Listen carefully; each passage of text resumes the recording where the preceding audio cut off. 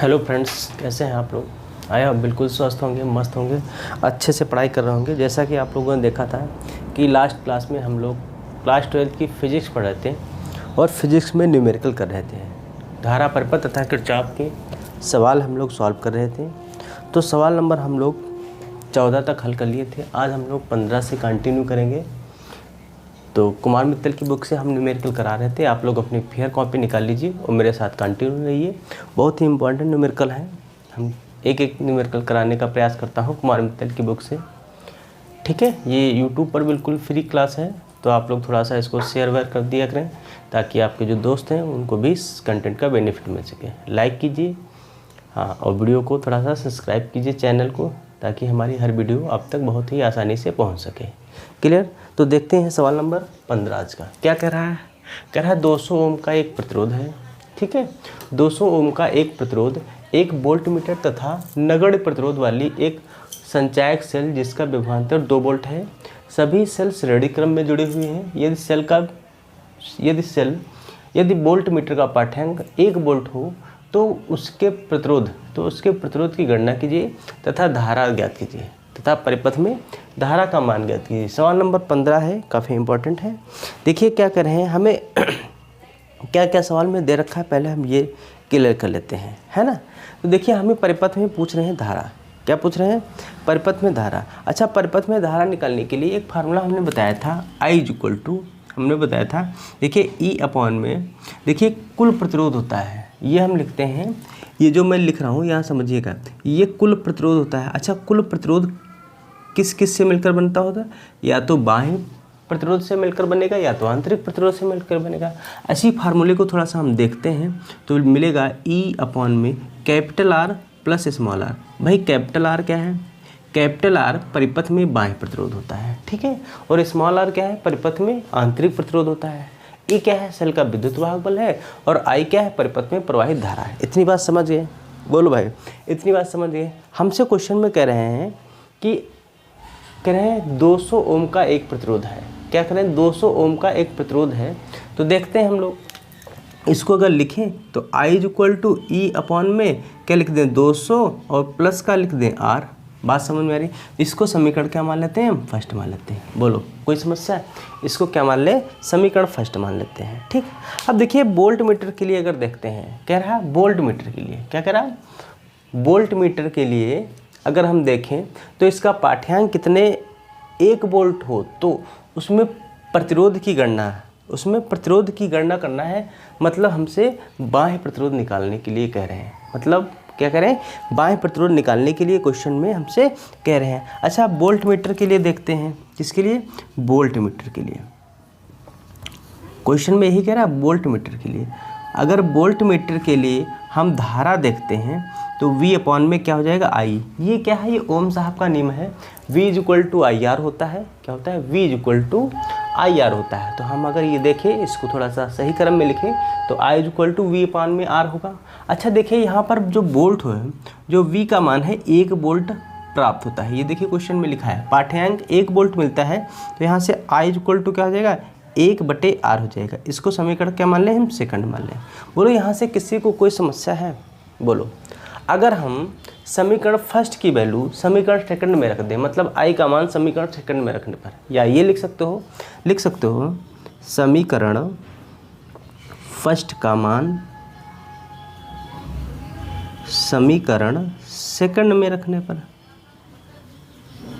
Clear हो रही बात? अब देखिए I की वैल्यू जो है ये I के स्थान पर रख देंगे तो क्या हो जाएगा? E/, में ये हो जाएगा 200 प्लस का R हो जाएगा, ये 1/, क्या हो जाएगा? R हो जाएगा। बताओ, यहाँ तक किसी को कोई कन्फ्यूजन? सेल का विद्युत वाहक बल दे रखा है या नहीं दे रखा है? ये क्लियर कर लीजिए। हाँ, देखिए सेल जिसका विभवांतर कितना है? 2 वोल्ट है। तो आप यहाँ पे जो E की वैल्यू है वो भी कितना रख सकते हैं? 2 वोल्ट रख सकते हैं। ठीक है, E के स्थान पे क्या रख सकते हैं? 2 वोल्ट, क्योंकि विद्युत वाहक बल का मात्रक भी वोल्ट होता है और विभवांतर का मात्रक भी वोल्ट होता है। यहाँ पर एक कंडीशन दे रखे हैं, एक बात कह दिए हैं कि एक सेल है। अच्छा, सेल है तो जाहिर सी बात वो विद्युत वाहक बल E ही होगा, इलेक्ट्रोमोटिव फोर्स होगा EMF। सेल जिसका विभवांतर 2 वोल्ट है, तो हमने क्या किया, ई के स्थान पे 2 रख दिया। अब इसकी क्रॉस मल्टीप्लाई करा देते हैं। क्या क्रॉस मल्टीप्लाई, तो ये हो जाएगा 2r इज इक्वल टू, ये हो जाएगा 200 प्लस का r, ठीक है। ये इधर प्लस में, इधर आएगा माइनस में, तो 2r minus r is equal to क्या हो जाएगा, 200 हो जाएगा। बात समझ में आ रही। तो r इज इक्वल टू क्या हो जाएगा, 200 ओम। जो प्रतिरोध मिला है वो कितना मिला है, 200 ओम का क्या मिला है, प्रतिरोध मिला है। क्या मिला है प्रतिरोध में, प्रतिरोध कितना मिला है, 200 ओम का क्या मिला है, हमें प्रतिरोध मिला है। हमसे क्वेश्चन में क्या करें हैं, इसकी धारा की गणना कीजिए। क्या करें, धारा की गणना कीजिए। अच्छा, धारा निकालने के लिए हम लोग क्या करेंगे, देखिए I equal to V upon R होता है। क्या होता है, परिपथ में धारा लिखते हैं, परिपथ में धारा। तो I इक्वल टू क्या होता है, वी अपॉन आर होता है। अच्छा, वी की वैल्यू है 1, प्रतिरोध कितना है 200 है ना, तो I इक्वल टू 1/2 लिख लें, इसको 10 की घात -2 लिख सकते हैं। भाई 2 गुणे 100 लिखेंगे, 100 का मतलब 10 की घात 2, नीचे प्लस में ऊपर जाएगा माइनस में होगा, ठीक। अच्छा, ये क्या लिखा है, ये 1/2 लिखा है, 1/2 को हम ऐसे भी लिख सकते हैं 0.5 इंटू 10⁻²। अच्छा, ये दशमलव कहाँ लगा है, इसको हम अगर उधार लगाना चाहें तो पावर क्या होती है, घट जाती है। पावर क्या होती है, घट जाती है। तो I इक्वल टू क्या लिखेंगे, 5.0 गुणे 10 की घात -2 में से -1 घटा दो, क्योंकि हम एक अंक इधर भाग रहे हैं। तो 5.0 गुणे 10 की घात -3 एम्पियर की क्या हो जाएगी, ये हो जाएगी धारा। 3 एम्पियर की क्या हो जाएगी, धारा। क्लियर हुई बात, बोलो बात। भाई ये हमने परिपथ में धारा निकालनी है। ये जो हम क्या करते हैं, ये दशमलव हम अगर इधर लगाना चाहें, इधर दाहिने तरफ बढ़ रहे हैं, सीधे हाथ की तरफ बढ़ रहे हैं, जितने अंक बढ़ते हैं उतनी ही पावर हम घटाते हैं। देखिए, ये दशमलव यहाँ पे लगा था, इसको मैंने यहाँ पे लगा दिया तो 5.0 हो गया, 5.0 हो गया। ये देखिए, एक ही हम दशमलव बढ़े हैं, तो इसका मतलब पावर में एक हम क्या कर देंगे, घटा देंगे। तो ये घटाएंगे, -2, -1, -3 हो जाता है, जुड़ जाता है, निशान माइनस का ही रहता है। क्लियर हुई बात। ये सवाल नंबर 15 का बेहतरीन सलूशन है, आप लोग नोट कीजिए, काफ़ी इम्पोर्टेंट सवाल है। इस टाइप के सवाल बोर्ड एग्जाम में खूब देखने को मिलते हैं, तो आप लोग प्रैक्टिस जितनी सी ज़्यादा करेंगे उतना ही आपको बेनिफिट रहेगा। बात समझ में आ रही, नोट कीजिए सवाल नंबर 15।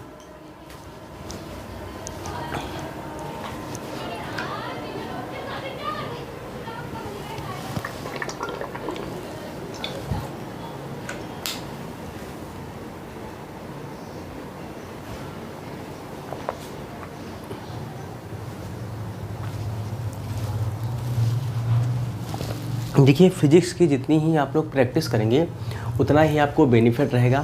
फिजिक्स मैथ से भी ज़्यादा टफ मानी जाती है। टफ इसलिए मानी जाती है क्योंकि इसमें थ्योरी पोर्शन होता है, प्लस न्यूमेरिकल होता है, प्लस डेरिवेशन होता है, ठीक। तो बच्चे क्या करते हैं, घबरा इस बात से जाते हैं कि इसमें जो न्यूमेरिकल पोर्शन है वो हमारी समझ में ही नहीं आता, दिमाग के बाहर से उड़ जाता है।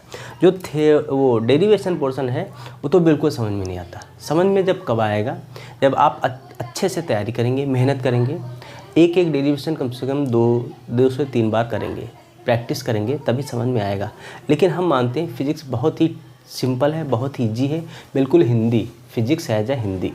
कब, जब आप अच्छे से तैयारी करेंगे, मेहनत करेंगे, बस कुछ नहीं करना है। जो मैं पढ़ा रहा हूँ उसको आप अच्छे से पढ़ते रहिए, मेरे साथ बने रहिएगा, ठीक। जितना हम पढ़ाएं आप उतना ही पढ़िए, बहुत है। अगर इतना आप पढ़ लेते हैं तो बहुत है, तो समझ लीजिए आप टॉप कर रहे हैं। बात समझ में आ रही। हाँ, लेकिन आपको मेहनत करनी है। फिजिक्स जैसे मैं 1 घंटे पढ़ाता हूँ तो आप 1 ही घंटे पढ़िए, 2 घंटे नहीं पढ़िएगा। हम नहीं कहते हैं आप पूरा फिजिक्स को 4 घंटे दीजिए, नहीं, फिजिक्स को सिर्फ 1 घंटे दीजिएगा। लेकिन जितना हम पढ़ाते हैं उतना आपको आना चाहिए, चाहे वो 1 घंटे में तैयार कर लें या आप 1.5 घंटे में तैयार कर पाएँ या 2 घंटे में। बात समझ में आ रही।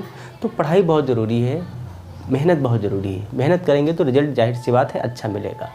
अगर आप मेहनत नहीं करेंगे तो फिजिक्स में क्या होता है, नंबर भाई कम आते हैं, प्रैक्टिकल के नंबर पूरे मिल जाते हैं।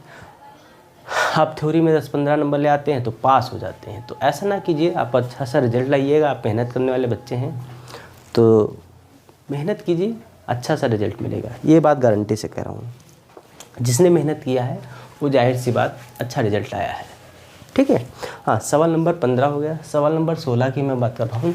देखिए 16 नंबर सवाल क्या कह रहा है, एक संचायक है, एक संचायक सेल है जिसका आंतरिक प्रतिरोध क्या है 1 ओम। तो हम लिख लेते हैं यहाँ से स्मॉल r की वैल्यू क्या है 1 ओम है, ठीक है।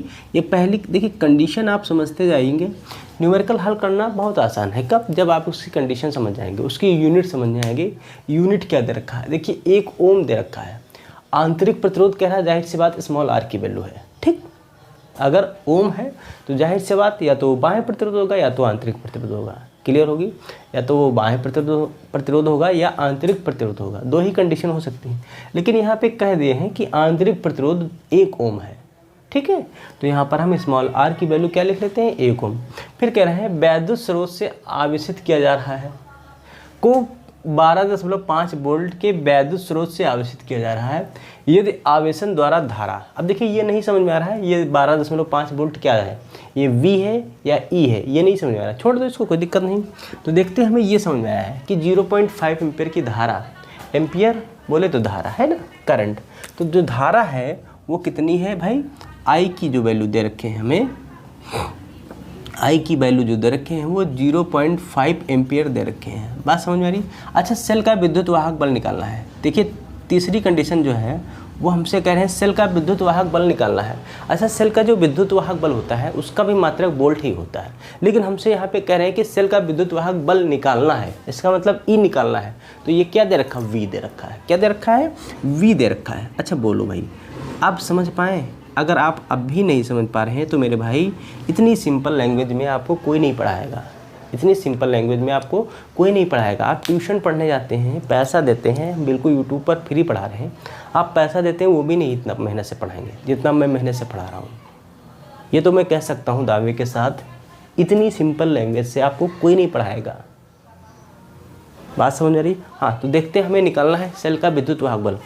हमें दे रखा है V दे रखा, I दे रखा और R दे रखा है। देखिए हमने एक फार्मूला लिखा था, V इक्वल टू क्या था formula, V equal to E minus I R. हमने ये फार्मूला आपको लिखाया है, क्या लिखाया है, V equal to E minus I R. देखिए सेल से जब धारा, इसकी 2 भी कंडीशन होती हैं, जब सेल से धारा ली जा रही हो और जब सेल धारा दे रहा हो या सेल आवेशित किया जा रहा हो, 2 कंडीशन होती हैं। वो कंडीशन मैं समझा रहा हूँ, पहले दोनों कंडीशन समझ लीजिए।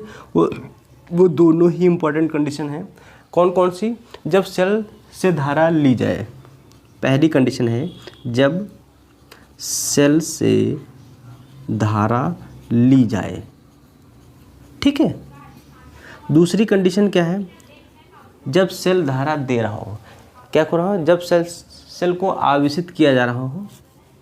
ये सेल से धारा ली जा रही है, मतलब सेल से धारा ली जा रही है, ठीक है। सेल, इसका मतलब क्या है, डिस्चार्ज की कंडीशन हो पा रहा। अब जब सेल आवेशित किया जा रहा हो, क्या लिखेंगे, जब सेल आवेशित, आवेशित का मतलब चार्ज, आवेशित किया जा रहा हो, तो 2 कंडीशन होती हैं। देखिए जब सेल से धारा ली जाती है तो उसके लिए जो फार्मूला होता है V equal to E minus I R होता है। ये बहुत इंपॉर्टेंट 2 कंडीशन है, ठीक। और जब सेल आवेशित किया जा रहा हो, इसका मतलब क्या है कि धारा सेल में प्रवाहित हो रही है।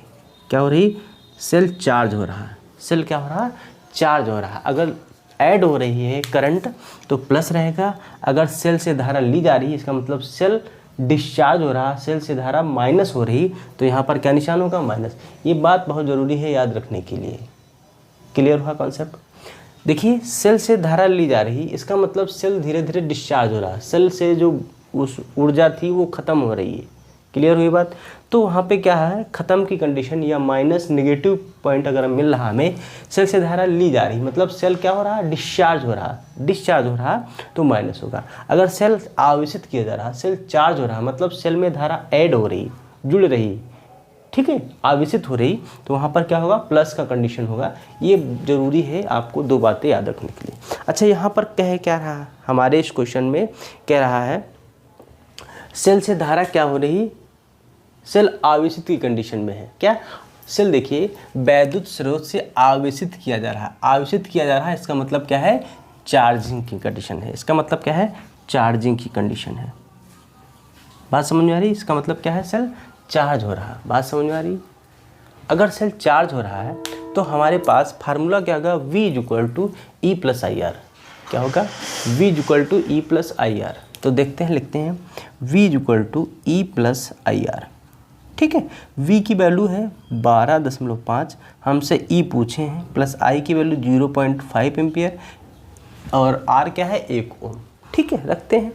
तो ये हो जाएगा 12.5, ये हो जाएगा E प्लस का 0.5 हो जाएगा, ये इधर प्लस में इधर आएगा माइनस में हो जाएगा। तो 12.5 माइनस का 0.5 इक्वल टू E। देखिए 12.5 में से 0.5 निकल जाएगा तो पूरा पूरा 12 बचेगा। तो जो E की वैल्यू मिल रही है वो 12 वोल्ट मिल रही। बोलिए भाई, समझ में बात आ रही कि नहीं? बोलो। सिंपल है सवाल, कठिन नहीं है, आप करिए, होंगे सब सवाल होंगे। ठीक है, नोट कीजिए सवाल नंबर 16। सवाल नंबर 16 का सलूशन।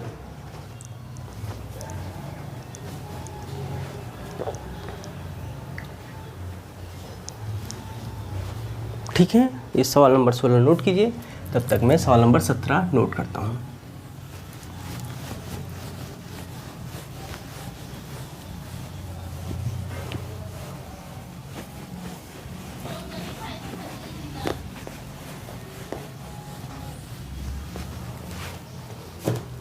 सवाल नंबर 17 देखते हैं क्या कर रहा है।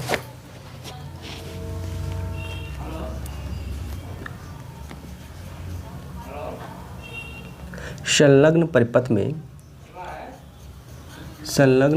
में बिंदुओं A व B के बीच तुल्य प्रतिरोध ज्ञात कीजिए। ठीक, A व B के बीच तुल्य प्रतिरोध ज्ञात करो कि वैद्युत धारा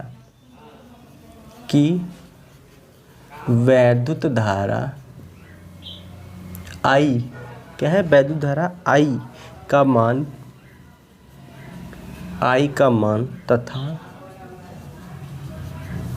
वैद्युत शक्ति क्षय ज्ञात कीजिए। ये क्वेश्चन 2006 में पूछा गया था।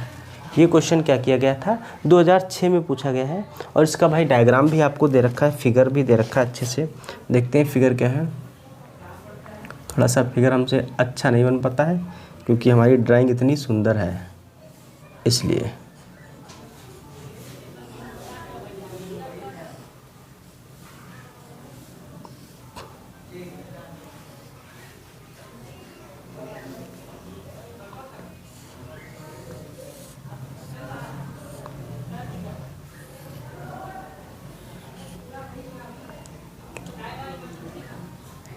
ठीक है, ये 10 ओम का प्रतिरोध लगा है, ये 5 ओम का प्रतिरोध लगा है, ये भी 10 ओम का लगा है, ये 20 ओम का लगा है, ये बी है भाई। हाँ, एक और कंडीशन इसमें दे रखे हैं,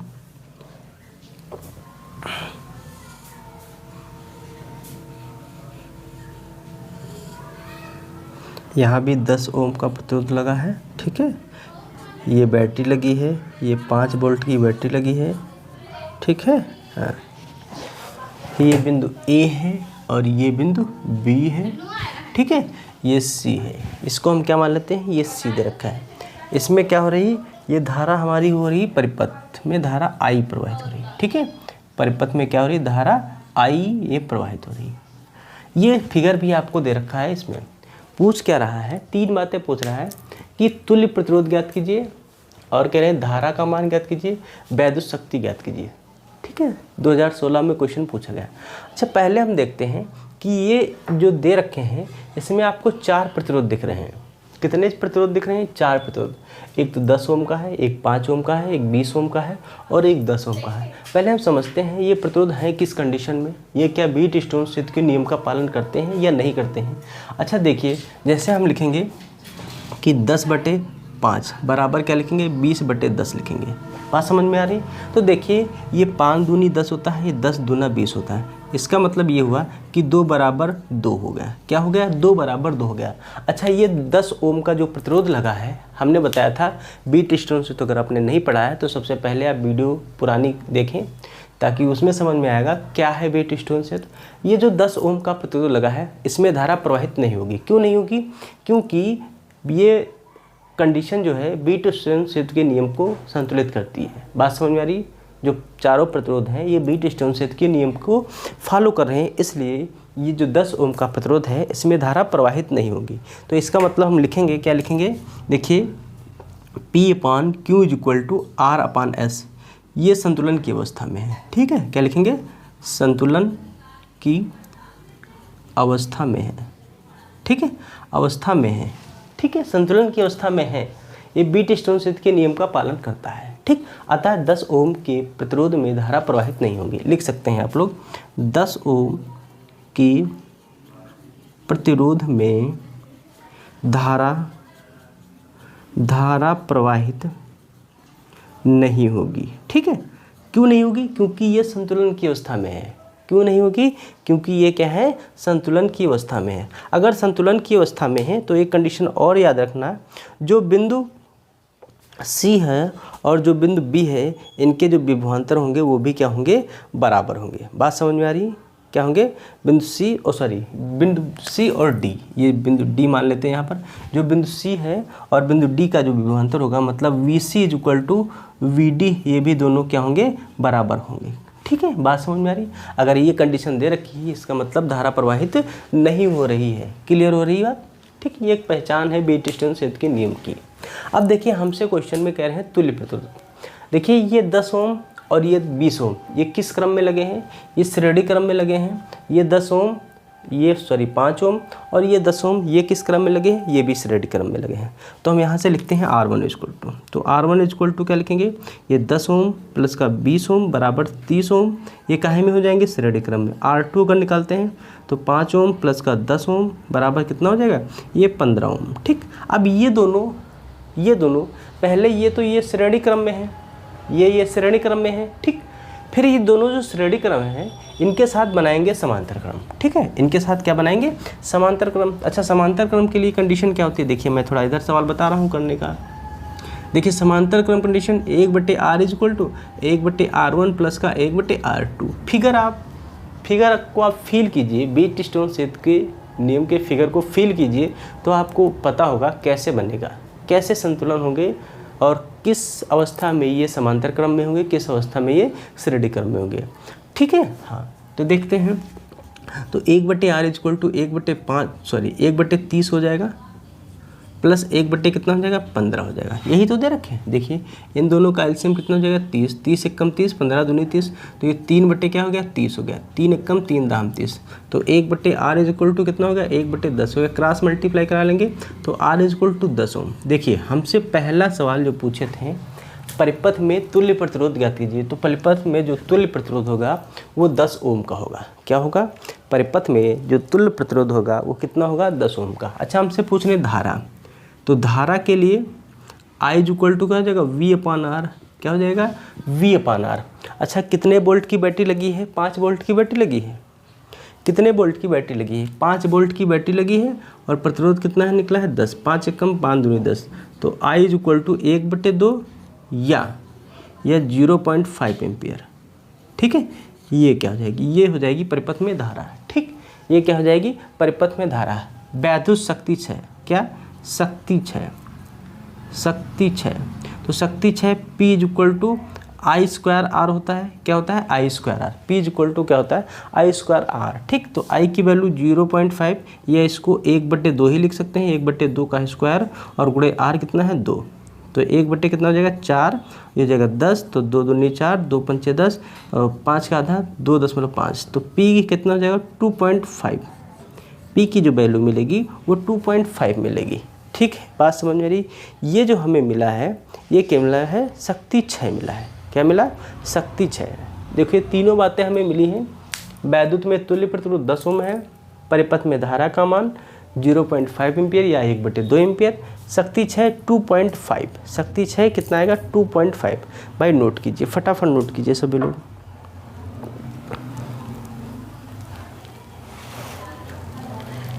हाँ, नोट कीजिए, सवाल नंबर 17। ठीक है, इसको मिटा रहे हैं 16 नंबर को, तब तक आप लोग 17 नोट कीजिए। सवाल कोई नहीं छोड़ना है, सारे सवाल हल करने हैं।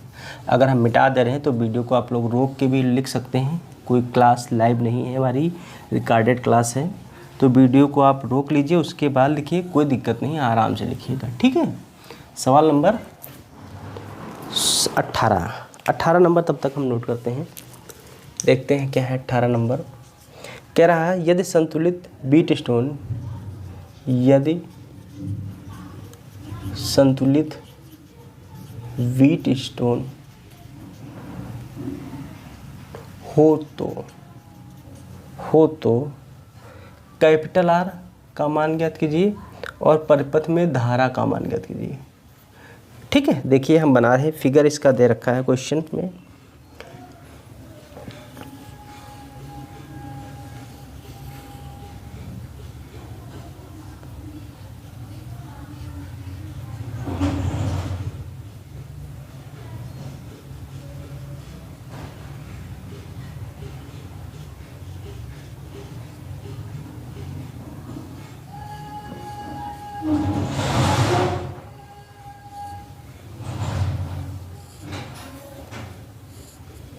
ठीक, कुछ फिगर ऐसा दे रखा है, आप लोग भी नोट करते रहिए मेरे साथ। यहाँ पर एक विभव मापी जी लगा है, ठीक है, ये है 15 ओम, ये कितना है, ये है 8 ओम, ये है 30 ओम का, और ये है 6 ओम का, ठीक है। हाँ, यहाँ से धारा क्या हो रही है, धारा प्रवाहित हो रही है। हाँ, ये धारा आई यहाँ से प्रवाहित हो रही है, ये प्लस ये माइनस, ये आई हो गया, यहाँ से धारा I1 हो जाएगी, यहाँ से धारा I2 हो जाएगी, ठीक है। हाँ, ये भी धारा I2 ही रहेगी और ये भी धारा I1 रहेगी, ठीक है। यहाँ पर धारा I1 प्लस का क्या हो जाएगी, I2 हो जाएगी, और यहाँ पर भी धारा I1 प्लस का क्या हो जाएगी, I2 हो जाएगी। क्लियर हुई बात? देखिए, हाँ, एक सेल जो लगा है वो 6 वोल्ट का सेल लगा है, वो 6 वोल्ट का क्या लगा है, सेल लगा है। आपसे क्वेश्चन में पूछ रहे हैं प्रतिरोध R का मान। अच्छा, प्रतिरोध R, ये देखिए, ये क्या होता है, P/Q = R/S। ये बीट स्टोन सेतु की कंडीशन होती है, जो मैंने लिखा है P/Q = R/S, ये बीट स्टोन सेतु की कंडीशन होती है। अच्छा, P हमारा ये होता है, R हमारा ये होता है, S हमारा ये होता है, माफ़ कीजिए, ये P, ये Q, ये R, ये S होता है। ठीक है, बात समझ में आ रही है? अब देखो, हमें R की वैल्यू निकालनी है। ठीक, क्या निकालनी है, R की वैल्यू निकालनी है। तो देखिए, P कितना दे रखा है, 15 दे रखा है, ठीक है।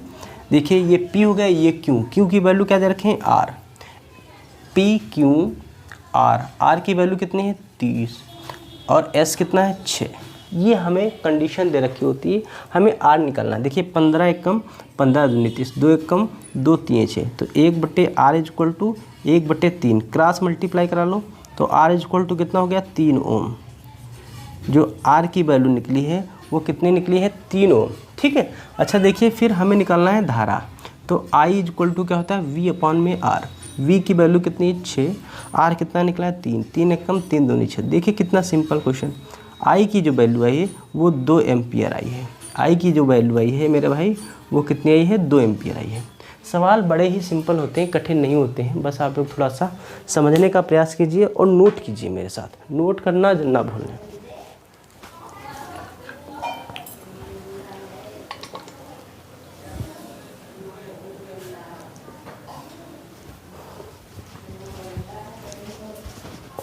सवाल नंबर 18 हो गया।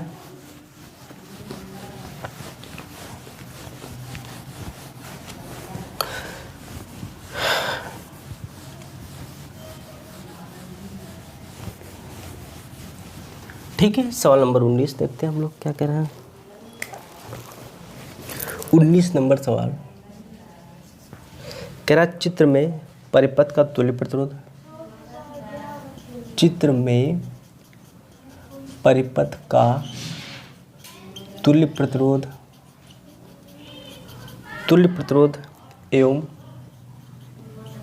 एवं बिंदुओं A व B के बीच प्रवाहित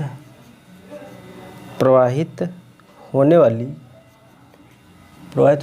वाली वैद्युत धारा ठीक है, वैद्युत धारा।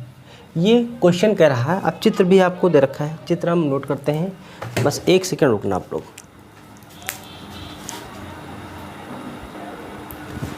हाँ, चित्र देखिएगा, डायग्राम बना है। क्वेश्चन ये कह रहे हैं ए व बी के बीच, ए वो बी बिंदु कहाँ पर हम मान लेते हैं, इसके फिगर में आपको सब दे रखा होता है बाकायदा, इसमें से कोई कंफ्यूज होने वाली बात नहीं है। ए कहाँ पर होगा और बी कहाँ पर होगा, ये हमसे पूछे हैं। ये हमारे पास है ए और ये क्या है बी। ए व बी के बीच प्रवाहित होने वाली धारा का मान ज्ञात कीजिए और परिपथ में तुल्य प्रतिरोध ज्ञात कीजिए। अच्छा, पहले ये हम चेक करते हैं क्या ये बीट स्टोन सेतु के नियम का पालन करता है कि नहीं। तो देखते हैं ये बीट स्टोन सेतु के नियम का पालन कैसे करता है। तो देखते हैं हमारा बीट स्टोन सेतु की कंडीशन क्या होती है। ये होती है P/Q = R/S, ठीक है, R/S, ठीक। ये होती है बीट स्टोन सेतु के संतुलन की कंडीशन। अच्छा, जो परिपथ दिया गया है, दिए गए परिपथ में बीट स्टोन सेतु के नियम का पालन किया जा रहा है। तो लिखेंगे क्या, दिए गए परिपथ में बीट स्टोन सेतु के नियम का पालन किया जा रहा है, ठीक है, किया जा रहा है। अगर किया जा रहा है तो जो 5 ओम का प्रतिरोध लगा है इसमें धारा प्रवाहित नहीं लिखेंगे, धारा प्रवाहित नहीं होगी। अतः 5 ओम प्रतिरोध में धारा प्रवाहित नहीं होगी। क्यों नहीं होगी? क्योंकि ये जो संतुलन की अवस्था में है, बीट स्टोन सेतु के संतुलन की अवस्था में है। अच्छा, हम अब निकालते हैं, हमसे प्रतिरोध पूछे तुल्य प्रतिरोध, तो हम R1 = देखते हैं, तो 1 ओम और 2 ओम, 1 ओम + 2, 1 ओम + 2 कितना 3 ओम, ये श्रेणी क्रम में है। अगर R2 देखें तो ये 3 ओम, 1 ओम, 1 ओम और 1 ओम, ये किस क्रम में है, ये भी श्रेणी क्रम में है।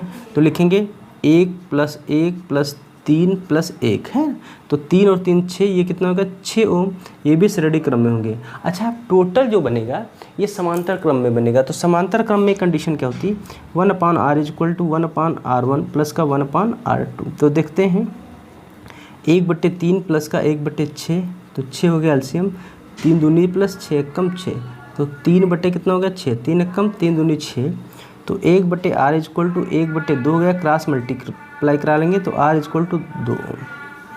जो परिपथ का बाह्य प्रतिरोध कैपिटल R की वैल्यू मिली है वो कितनी मिली है, 2 ओम मिली है ना। हमसे पूछ रहे हैं ए बी के बीच अगर हम प्रतिरोध देखें तो 2 ओम है। अगर हमसे पूछें कि ए बी के बीच प्रतिरोध कितना है तो 2 ओम, तो क्या लिखेंगे RAB = 2 ओम।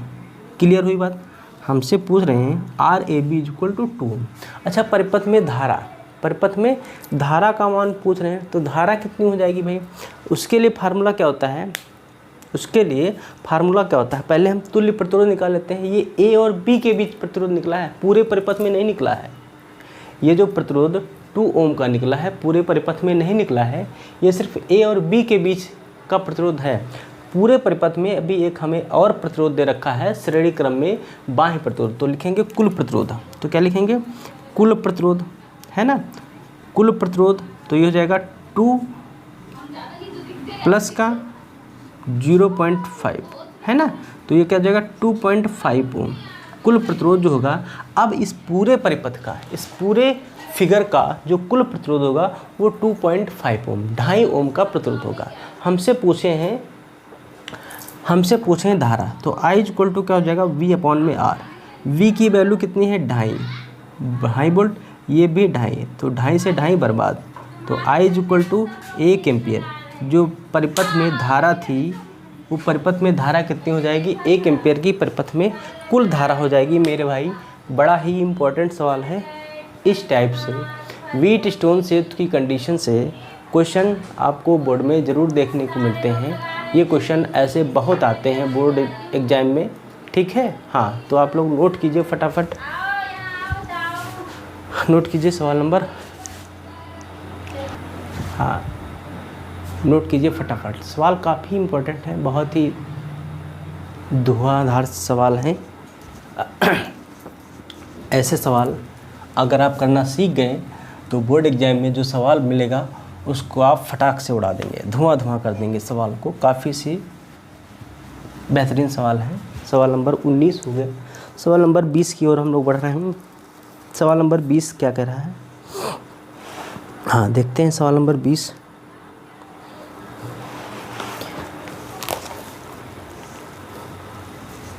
देखते हैं, कह रहा है दिए गए परिपथ की सहायता से, क्वेश्चन नंबर 20 कह रहा है दिए गए परिपथ की सहायता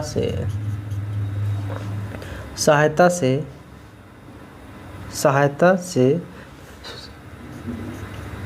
सेल के सिरों के बीच वोल्टता ज्ञात करो। ये सवाल नंबर 2012 में पूछा गया था। इसका फिगर देखते हैं, बनाते हैं, आप लोग बनाना। ये 1 ओम का प्रतिरोध लगा है भाई, ये 2 ओम का प्रतिरोध लगा है। थोड़ा सा हम ऐसे बना रहे हैं, आप लोग भी समझिएगा। ये 5 ओम का प्रतिरोध लगा है, यहाँ पर 2 ओम का प्रतिरोध लगा है, यहाँ पर 4 ओम का प्रतिरोध लगा है,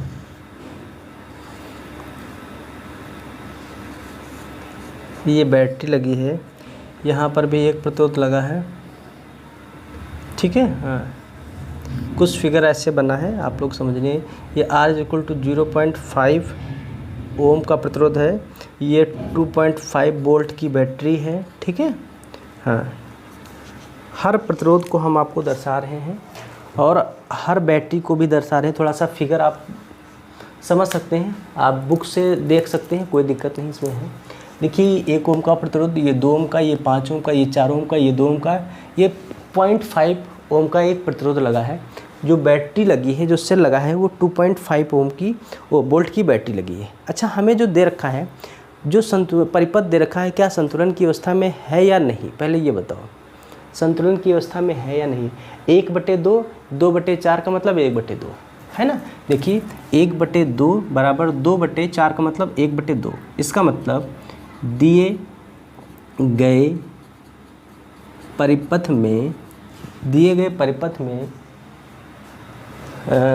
परिपथ में जो ऐसे लिखिए, दिए गए परिपथ संतुलन की अवस्था में है,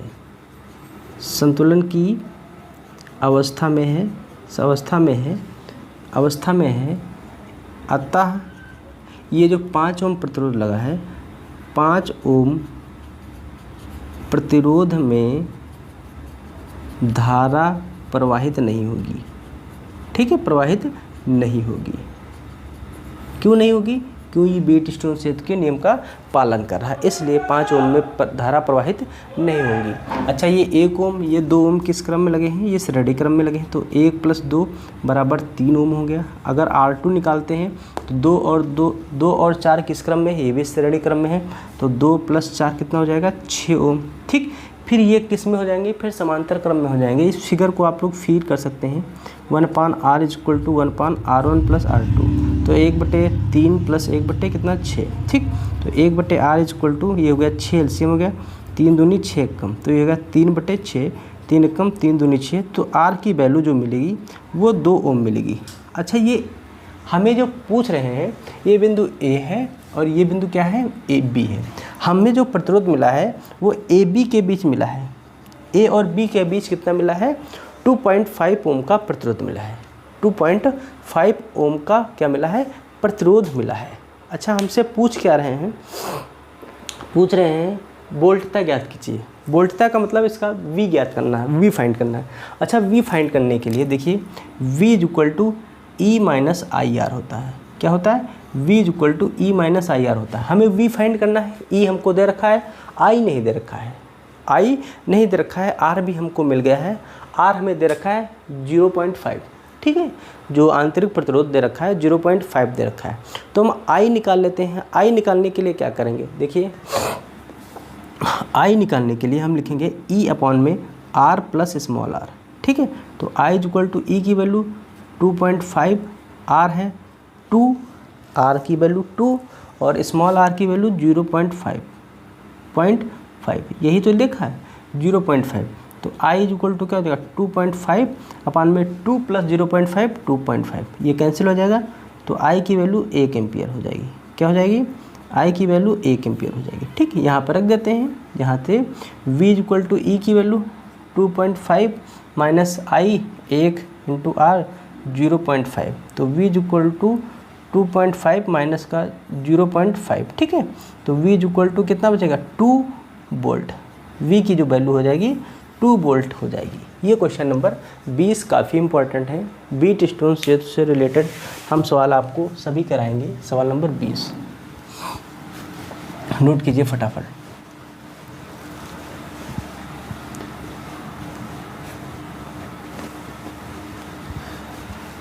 सवाल नंबर 20 है ना। 21 देखते हैं सवाल नंबर क्या कह रहा है। सवाल नंबर 21 कह रहा है निम्न परिपथ में वैद्युत धारा आई का मान ज्ञात कीजिए। निम्न परिपथ में वैद्युत धारा ज्ञात कीजिए, ठीक है। फिगर भी दे रखे हैं आपको।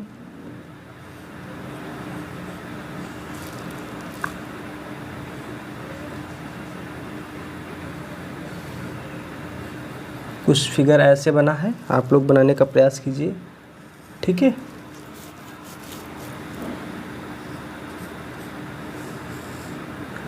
ये प्लस ये माइनस हो जाएगा। यहाँ पर 2 वोल्ट की बैटरी लगी है, ठीक है। ये क्वेश्चन 2009 में पूछा गया था, ठीक। ये 30 ओम का प्रतिरोध है, ये भी 30 ओम का प्रतिरोध है, ये भी 30 ओम का ही प्रतिरोध है। ये है बिंदु ए, ये बी है, ये सी है, ठीक है। हाँ, परिपथ में आपको धारा का मान ज्ञात करना है। परिपथ में आपको धारा का मान ज्ञात करना है, किस क्रम में लगे हैं, ठीक है। ये आपसे क्वेश्चन में पूछ रहा है।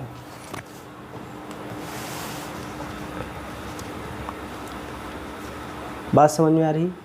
बोलो भाई, बात समझ में आ रही है? अच्छा, पहले हम निकाल लेते हैं। अब पहले हम ये देखते हैं कि हमें धारा आई निकालना है। क्वेश्चन में कह रहा कि धारा आई निकालिए, आई फाइंड कीजिए। तो आई निकालने के लिए हमारे पास जो फार्मूला होता है, ओम साहब का नियम होता है, तो आई इज इक्वल टू होता है वी अपॉन में आर। अच्छा, देखते हैं क्या क्या दे रखा है। हमें वी दे रखा है 2 वोल्ट, लेकिन प्रतिरोध नहीं दे रखा है। प्रतिरोध नहीं दे रखा है तो प्रतिरोध पहले निकालते हैं। अच्छा, ये 30 ओम, ये 30 ओम श्रेणी क्रम में लगे हैं, तो यहाँ से R1 देखते हैं। तो 30 प्लस 30 ये कितना हो जाएगा 60 ओम हो जाएगा, ठीक है। अच्छा, ये 60 ओम और ये 30 ओम समांतर क्रम में हो जाएंगे, तो जो R2 मिलेगा वो मिलेगा 30 ओम का, ठीक है। तो अब इनका समांतर क्रम निकालेंगे, तो R is equal to 1/R1 plus 1/R2, तो 1/60 प्लस 1/30 है ना। एलसीएम कितना हो गया 60 हो गया। ये 60 प्लस 30 दूना, ये 3 कितना हो गया 60, ये 20, ये कितना हो जाएगा 20। तो R की जो वैल्यू मिलेगी वो 20 ओम मिलेगी। R की वैल्यू क्या मिलेगी 20 ओम मिलेगी। रखते हैं, देखते हैं। तो I is equal to V का मान कितना है 2 है या 20 है? क्या है 2 ही है, सही है। R कितना है ये 20 है, तो 2 से 2 कैंसिल गया नीचे। तो I की वैल्यू क्या बचा 1/10। देखिए पॉइंट हटाएंगे, ऊपर क्या बढ़ाएंगे 1 अंक के बाद 0 बढ़ाएंगे, तो I की वैल्यू 0.1 एम्पियर। बात समझ में आ रही? क्वेश्चन कठिन नहीं है, क्वेश्चन बड़े ही इजी हैं। थोड़ा सा आप प्रयास कीजिए करने का, ठीक है। अगर आप प्रयास करेंगे तो जाहिर सी बात सवाल होंगे, अगर आप प्रयास नहीं करेंगे तो कुछ नहीं होगा, ठीक है। हाँ, तो सवाल नंबर ये था हमारा आज का, 21 नंबर सवाल था। अभी सवाल हमारे पास और भी दे रखे हैं, सवाल का सिलसिला भी जारी रहेगा, सवाल कम नहीं है, ठीक है। हाँ, नोट कीजिए। तो आज की हम अपनी क्लास को यहीं पे बंद करते हैं, फिर नेक्स्ट डे पढ़ाएंगे आपको। काफ़ी अभी न्यूमेरिकल हमारे पास हैं, ठीक है। नोट कीजिए फटाफट।